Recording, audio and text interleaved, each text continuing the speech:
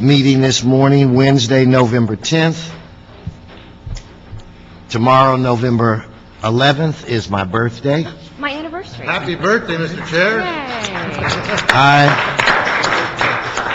I will be 39 and holding. All right. Okay? Love it. And then another announcement before we start the committee hearing this morning. As of last night, I have officially stopped TiVoing Dancing with the Stars. I think there's a Tea Party conspiracy, and that to see the two, anyway, I'm done. The controversy continues. The controversy continues. I want to recount. All right, Ms. Sauer, why don't we get started? We do have a reappointment of a commissioner. He's not here as of yet, so maybe we just kind of take our time and go through the consent calendar, Okay. which is just about everything on today's agenda. Item 2, if you would please read item 2. CRA and CLA reports relative to a budget increase to complete the defense of the Angels Flight Railway litigation. The budget increase is for $50,000 for Lewis, Brisbois, Bisgard, and Lewis. Okay, on that item, we will adopt the CLA report. I neglected to mention that we do have a quorum. I'm joined by Mr. Reyes and Mr. Alarcon. So that brings us to item 3. Our reappointment has just arrived, and I just made an announcement that you were here. Here I am. He's here, so we'll be with you in a minute. Item 3. Okay.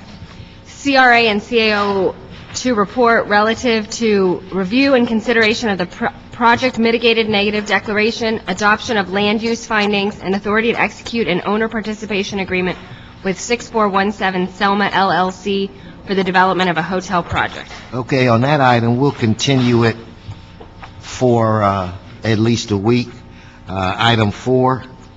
CRA report relative to the fiscal year 2010-11 quarterly CRA financial status report for the period ending September 30th, 2010. Okay, we will receive and file the CRA report on that item. Item 5. CRA report relative to the first quarter fiscal year 2010-11 AB 1290 status report. It will receive and file that CRA report as well. Item 6. CRA and CAO reports relative to amending the exclusive negotiating agreement with Millennium Westlake LLC to return to the developer the $20,000 good faith deposit that was previously received by the CRA. Okay, we'll adopt the CAO report on item 6. Item 7. CRA report and joint resolution and CLA report relative to Broadway streetscape actions to amend and enter into community development block grant contracts with the Community Development Department to accept $1 million from Consolidated Plan Program Year 35, extend Consolidated Plan Years 34 and 35 time for performance, and amend and enter into contracts for design and architectural lighting plans. Okay, we'll adopt the CLA report on that item. Has anybody heard from Meg? Is she doing all right? Last I heard she is. All right. Item 8. CRA and CLA reports relative to establishing a commercial facade improvement program in the Laurel Canyon Commercial Corridor Redevelopment Project area. Okay, we'll adopt the CLA report on that item. Item 9. Los Angeles Housing Department report and CAO report relative to amending the service contract with Amera National Community Services, Inc. to extend the term by 12 months and increase the maximum contract amount by $150,000. Okay, adopt the CAO report. Item 10. Motion Perry Rosendahl relative to actions to be taken pursuant to Los Angeles Municipal Code Section 12.81 for the operation of the winter shelter program from December 2010 to March 2011 by the Los Angeles Homeless Services Authority. Okay, on that item, we'll adopt the motion. That brings us to another motion in item 11. Motion Garcetti, Wesson, Parks, relative to amending Los Angeles Municipal Code Article 14.1 to extend the sunset date to the foreclosure eviction ordinance number 181032 and it's actually a correction. It's from December 31st, 2010 to December 31st, 2011. Okay, we'll adopt that motion. Item 12. Motion Garcetti Rosendahl relative to a mutual release. Wait. We have to reconsider item 11. I have a public comment card. No. If I would have started 1 minute earlier, I would have beat you. Come on. And if I would have left 1 minute earlier. 1 minute earlier. It would If I hadn't have Mr. Chair? talked about Dancing with the Stars. Oh, well, gee, sir, I'm really sorry about that. For the record, this item is in council on Friday. It's in council on Friday. It's not reflected on the committee agenda, but it's in council on Friday. Okay. Yes. All right, Herb, my comment on this, I wanted to advocate for closing a major loophole that exists, which is the fact that it exempts basically people who buy at foreclosure sales as investors. That's a loophole large enough to drive a truck through. It really, I think, is hurting. I've had occasion to have to defend tenants in situations where investors basically, what we're talking about is the same kind of speculation that got us into the mess to begin with. I think we have a situation with homeowners and with tenants. Middle class is under attack. And in this situation, I think the loophole, extend the law is fine, but I would advocate for closing the loophole, and including closing the loophole, any mortgages where the foreclosure has MERS involved, because that's the source of our problem. We need a foreclosure moratorium as it is. These people are basically hurting. The law does, I don't think the law covers the extent of this and the scope that it really needs to cover, and by including investor-owned foreclosures where the investors come and buy instead of the banks, as well as MERS, M-E-R-S, foreclosures, basically foreclosures that were initiated by MERS, you would be helping out a tremendous number of people, much more so than currently exists. Thank you. Thank you, No. Okay, now, on that item, we will re-adopt item 11, bringing us to item 12. Motion Garcetti Rosendahl relative to a mutual release agreement and funding for the Bonnie Brae Village project. Okay, let's adopt that motion. Item 13. Motion Perry Parks relative to replenishment of funds for the tenant relocation inspection program. Okay, without objection, we'll adopt that motion. And item 14, you can read the item, but we're going to continue that item for a couple of weeks, but read it for the record. CRA report and CAO2 report relative to amending the fiscal year 2011 CRA budget for additional carryover resources of $170.8 million and transfer up to $5.2 million to the Early Retirement Incentive Program Fund and related action. Okay, that brings us, Mr. Reyes.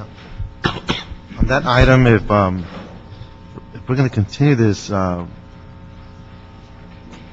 it be strategic to have some kind of a report back on what is the impact of the early retirement program on current areas that are going to be losing personnel?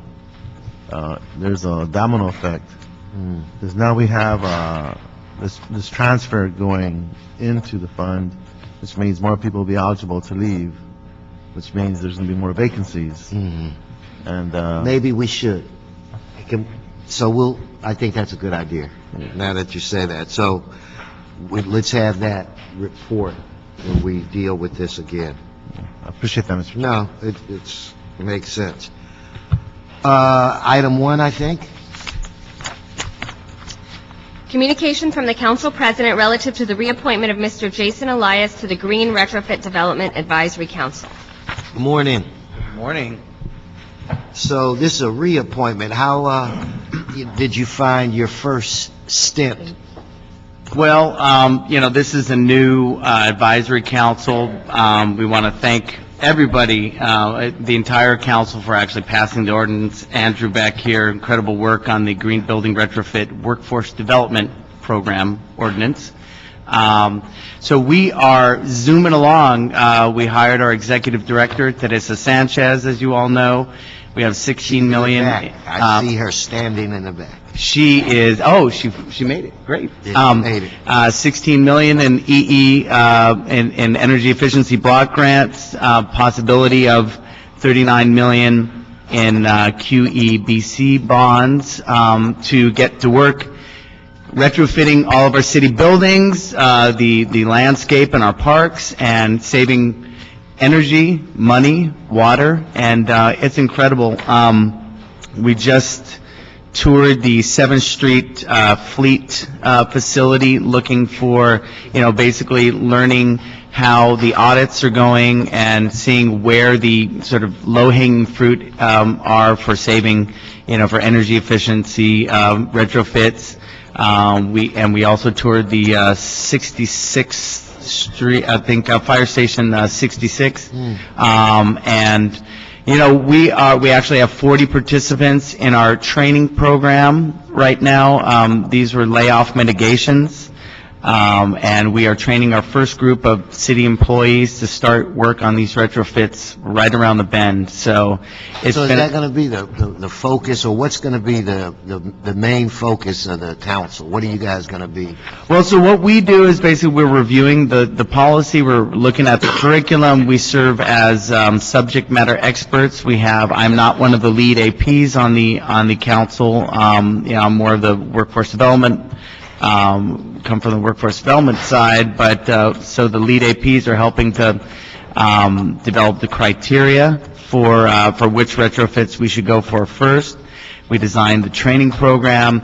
The focus of the council is really to ensure that this program, the Green Building Retrofit Program, is effective, that it works, that we're saving money, that we're getting the bang for the both the stimulus buck and also the bond buck, so that this is actually either cost neutral, or actually it's a revenue generator for the city down the road with the energy efficiency retrofits. Well, I know personally I'm excited about it, and I think you guys are about really ready to take off, and we should be seeing some accomplishments soon. So, I'm very supportive of you.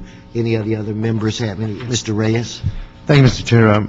When we look at the experience, I know we're just beginning, and we're getting our feet wet and trying to understand the various dynamics that impact the economics of this process. At what stage do you think we can be at a point where we can look at a building with an X-ray eye and say, these are the costs, these are the existing economic profile, these were the costs, these were the improvements, and the cost for retrofitting? If we understood that, then perhaps we can start looking at policies that speak incentives for the private sector. Correct. So our experiment right now is with our building. Right, exactly. So at what stage do you think we might get there, knowing that you're just beginning? Right. Well, this is, everybody's talking about green jobs, in the past couple of years. It's really one of the bright spots, both in the city and in the nation. Stimulus funded quite a bit of this work. And we have quite a few people in the city that have the expertise to actually take a look at a building. DWP has a group that can come in and do, water audits, quite efficiently. We just hired, GSD, you just hired a woman named India Griffin, who has great experience as a superintendent in construction in the city. So she's bringing that expertise in terms of being able to project construction costs as the city develops expertise in this, and we just have to go out and do the work. Exactly. So what we're doing we're picking a couple of buildings to pilot and a range of different types of buildings. So we'll have a rec center, we'll have a library, we'll have perhaps a city yard. For me, as the city union rep, we'd like to see the city yards done, but obviously what's more important is actually buildings that are accessible to the public. Right. And once we do those first rounds, I think we'll be able to come into a building and say, that building is, will save this amount. The most important part is actually the payback period. And that, I think, while you can project, payback, hey, if we put $2 million in this building, we'll get it paid back in 5 years. Right. We really, I think, need to have a couple of projects under our belt to be able to make sure that is, Right. Substantiated. One of the motions that we put together, what I did about 4 years ago, spoke to green rooftops. And it was a goal to establish an itemized list of what were the cost factors. And it's the same question that I asked you before, but in that particular motion, we focused on green rooftops. And now we're talking about the whole building. Absolutely. So that's a great progress. So I'm looking forward to see how we could begin to institutionalize that knowledge so that we can have ways to create incentives. Well, your groundbreaking work on the rooftops, cool roofs are absolutely one of the big pieces of our work. In fact, 7th Street, it's just about all roofs down there, and it would go a long way. But while traditional audits of buildings look at mostly energy efficiency projects, what we are trying to do is look at buildings from a comprehensive point of view. Right. So while, there might be some, savings, large savings you can get from energy efficiency, we're looking at, smart irrigation in the landscape. We're looking at, water, everything from waterless urinals to other water efficiency projects in building, the way that users interact with buildings as well. So, we talked about flicking off the lights, but we might have to also automate some of those processes to save money as well. So I think the green roof stuff that you have done, I think, was groundbreaking, and we've tried to incorporate that into our program. So my last point, and it's more like a question, so wouldn't that be premature to put together a motion or directive that would ask for the departments who are working with you for a report back on how we start identifying these savings and how do they promote policy language that speaks to incentives? Do you think that would be appropriate? Would that help you out? Right. So I sit on the advisory council, then connected to what we do is an interdepartmental task force as well, of which Teresa coordinates both of these bodies. And I think that in the coming weeks, and I believe in the next few months, we're going to have a report back, because we will actually be ready for projects Great. In the very near future. So, of course, we have to report back to you, because you saw the list of buildings when you approved the issuance of the QEBC bonds. So I think we're due back for a report back to council. Great. Look Thank you. forward to that. Did you have? Was there some kind of problem with the new police building? With The new, I'm not too aware of that. Teresa, if you have anything to add? I thought there was some kind of problem with the new police building in terms of the area that was green and everything. I think everything died or... This is my assistant. Yeah, okay. Marie Rumsey, Councilmember Perry's office, we did have a lot of issues with the lawn, and we actually had to get it replanted after the police gala happened there because they put a tent on it. That's right. A tent was put on the lawn right after it was planted, but the Police Foundation actually donated the money to get the lawn replanted, and then we've been having some problems kind of sorting out the maintenance, but we finally have a handle on that. Rec and Parks has loaned the police department a lawnmower, and the police department is now taking the lead on the maintenance.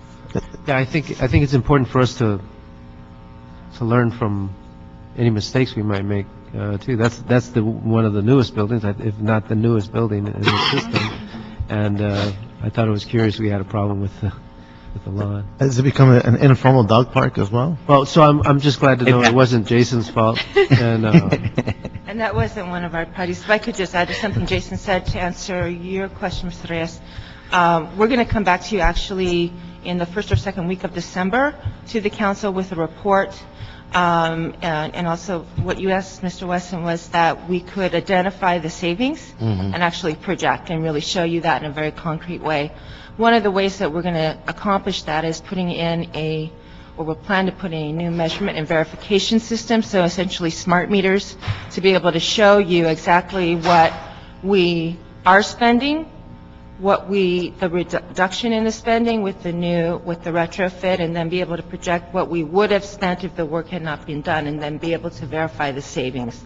So those systems, we're actually working to collaborate with the county on a regional system right now. Oh, that's smart. That might be the most efficient and cost-effective way of doing that, of converting our system of measurement and verification. But those systems have become incredibly sophisticated now, so we'll be able to come back to you again in early December to show you what the plans are for that. We're actually going to start some probably 10 to 15 projects actually in December or early January. We've got 40 folks who would have been laid off this past June from general services are now in a training program to be able to do the work. They're going to start. They're at Trade Tech right now getting a wonderful training program. Great. That we've leveraged grant money to pay for that's worth hundreds of thousands of dollars. So we're really cooking, as Jason said. So I just want to update you on that. Boy, this is all because of Jason's leadership. So Absolutely. I think he should be reappointed. We'll forgive you for the police station, Fupao. Wait, there was a reason for me asking that question, and that is that sometimes we look at structures and we don't look at cultures. And since you are essentially representing city employees, Exactly. my question is, are we doing anything to acculturate? I started at the city in 1981, and it was an entirely different culture.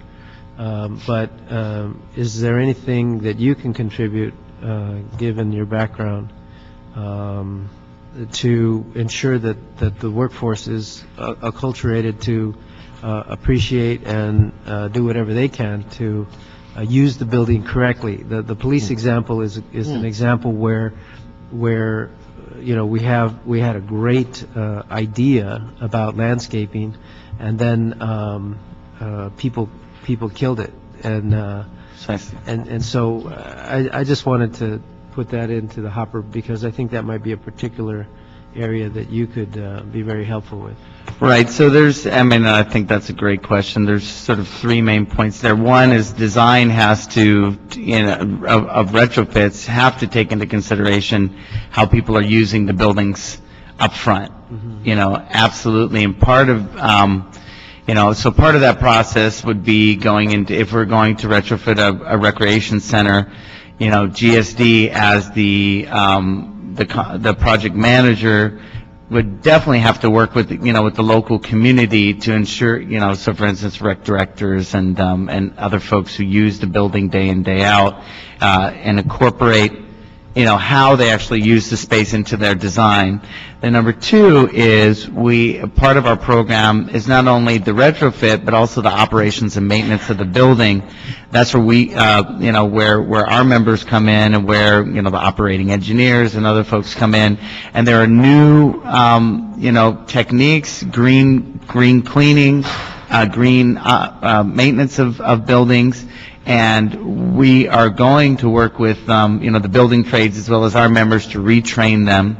And then number three is, you absolutely have to have an evaluation process so that, the training, the design that you have done, to ensure that folks use the building in the correct way, that there's a constant process. Because what we're seeing from green building is as I said before, it's a comprehensive approach to buildings. You just don't build the buildings and then walk away from it and expect that it's going to generate a cash cow for you. You have to ensure that, as you said, employees, the public are well informed about it. With the recreation center, they could be sort of in the same way that Councilmember Reyes is talking about. They can be models for the public to see. Green building is not, anything, foreign. It can be accessible to folks and hopefully spur. What we're trying to do is grow not only a movement, but an industry here in Los Angeles for energy efficiency in buildings and landscape. Okay, we've just been joined by Councilmember Perry. And Ms. Perry, you missed a riveting performance by your staff person who came to the front table to save Jason here. Anyway, so Jason Saved him for religious purposes? for all types of purposes. Anyway, the recommendation from the chair will be that we recommend your reappointment to the full council. Mr. Weiss is on a roll, so if you could come forward on item 1. Thank you. It's interesting that I guess we issued bonds to put solar on city buildings. I would like to at least recommend, while the person who's going to be reappointed is here, the idea of promoting on, again, non-city buildings through AB 811 specifically. Passed 2 years ago, city can issue bonds under the auspices of AB 811, 0% financing for the installation of solar. The city has done nothing, and this was really the alternative to Measure B. The opposition wasn't just to oppose Measure B, it was to present a positive alternative, but nothing has been happening. And I'm hoping that this council, and I don't know, hopefully they have public meetings, but this council will involve itself, it will involve itself in possibly assisting in generating more public dialogue on the use of AB 811, because it's a lost opportunity. Likewise, AB 474 on water conservation. Now, the other thing is, Charlotte, North Carolina is kind of leading in smart meters, smart energy, a real true public-private partnership with Cisco. Again, I think this advisory council should visit the Charlotte experience and example. There's no reason why it shouldn't be Los Angeles, California, as opposed to Charlotte, North Carolina. You guys can lead. It's really time to lead. So the hope is that maybe the commission from the bottom up can force the issue and begin to at least generate a public dialogue and discussion so that we can get some decisions, and ultimately, Herb, I really would love to see on committee, I'd love to see AB 811 being pursued more vigorously, notwithstanding the fact that DWP doesn't like it, notwithstanding the fact that Brian Darcy doesn't like it. The people need it, and hopefully the council can, and through maybe this commission, can see its way clear to beginning to deliver it. Okay. No, just stay there. Okay. Then without objection, we'll recommend this reappointment. It'll be later today in council. See that? That brings us to public comment, and Mr. Weiss. Oh, okay. I had a suggestion, another one. I think still, Herb, in your district, that San Marino property, I think it was 10 units. Tenant Scott Ellis, it's probably still sitting vacant. The community basically defensed the issue of the speculator by declaring it a historic building. I think it's been sitting there vacant, what I would call speculator blight now for the past couple of years. What I would want to offer for your consideration, for the consideration of the committee and the council, is maybe an amnesty on the Ellis Act situation, where maybe we can get these units rented up again. The Ellis Act initially has got tons of problems, obviously no time to deal with it here, but the bottom line is, and not that the city attorney is going to enforce it anyway, because they're not, but the fact is you can't re-rent after you go out of the rental business without a penalty. Well, you know what? Maybe we need to consider declaring an amnesty for maybe a year, telling these owners, you know, let's open up, we'll give you an amnesty, we won't prosecute you for re-renting, work out a fair rent, and possibly even tie in, this will tie in to my TOPA idea, Tenant Opportunity to Purchase Act, where maybe even the tenants that come in, because again, we got to get the middle class back. You need people back in that building, Herb, and there are tons of them. I haven't obviously inventoried your district, but I'm sure that's not the only one. Wendy grew, you know, CD2 is filled with them, and they're just frankly all over the city. So this idea of some kind of an amnesty where we can begin to work and get people back in these buildings, middle-class people, under auspices where eventually we can maybe even, when the next speculation boom comes, make it tenant ownership. Mr. Reyes actually has one in his district I actually found. And it's a great one, Cambria. I mean, the tenants over there in 3 years, they're going to own it 100%. Mike Hernandez set it up when he was on the council. But you know, it is a model. It is there. We can do it. And maybe we can step into it this way. So I would offer this for your consideration. Thank you. Mr. Chair, Mr. Reyes. just quickly on that particular example, Casa Cambria, I was the deputy working with the council at the time. That took an amazing amount of effort from folks like the law professors from UCLA. It took folks from the legal aid. It was an amazing effort, but it was very labor intensive. If we can find a structure to duplicate that, it would be worthwhile, but it is a daunting task. In organizing and making sure we have the right board members. I'm not saying it's impossible, but that was a lot of, should I say, sweat equity Gotcha. from a lot of folks, but it is something that can be done, and I appreciate that. Okay. Now, Ms. Sauer, any more business before this committee? No, sir. Then this committee is adjourned. Thank everyone.